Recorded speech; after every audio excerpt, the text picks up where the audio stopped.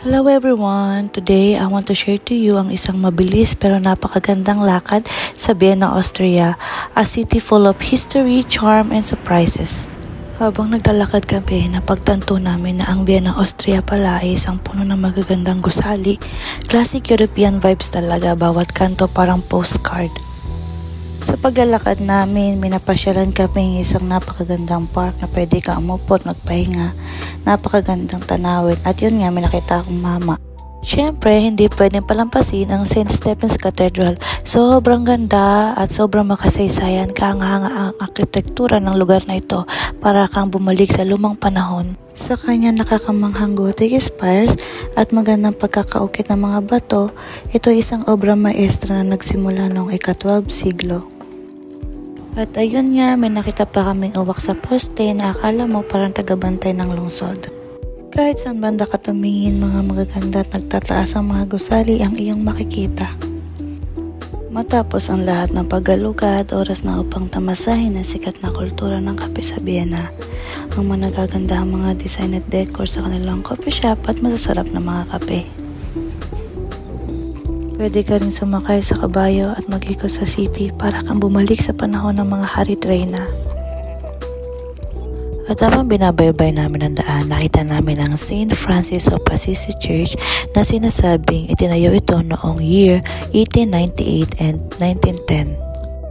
Kahit saan banda ka tumingin, makikita mo nagtataasan ng mga buildings at sobrang gaganda talaga. Mga nagagandahang gusali, iba't ibang kulay at mga magagandang disenyo. I really don't imagine myself na makakarating ako sa mga lugar na ito, kaya expect the unexpected talaga. At habang busy ang mamang ito sa kakabilang ng kanyang coins, si Ryan, pa-selfie-selfie lang. And here we go, next stop namin isang sikat na botanical garden here in Vienna, Austria. Pagpasok mo pa lang, bubungad na sa iyo ang mga nagagandahang mga landscape ng area na ito, ang mga nagtataas ang mga puno at mga nagagandahang mga bulaklak. Talagang kaakit-akit ang lugar na ito kung saan halos 10,000 uri ng mga halaman ang meron sila dito. Parang pumasok ka rin sa isang luntiang paraiso. Napaka-peaceful, napaka-relaxing at napakalinis ng lugar na ito. Habang binabaybay namin ang botanical garden, maririnig ang banayad na hagod ng mga dahon at ang pagbubulungan ng mga ibon na lumilika ng mapayapang kapaligiran. Vienna, the capital of Austria, is one of the most beautiful city in all of Europe. At habang malapit na matapos ang aming masayang araw, nagmumuni-muni ako sa mga kahangahangang tanawin na aking nakita.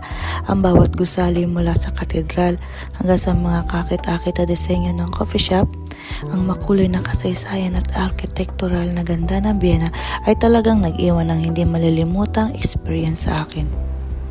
Vienna, you were short but sweet.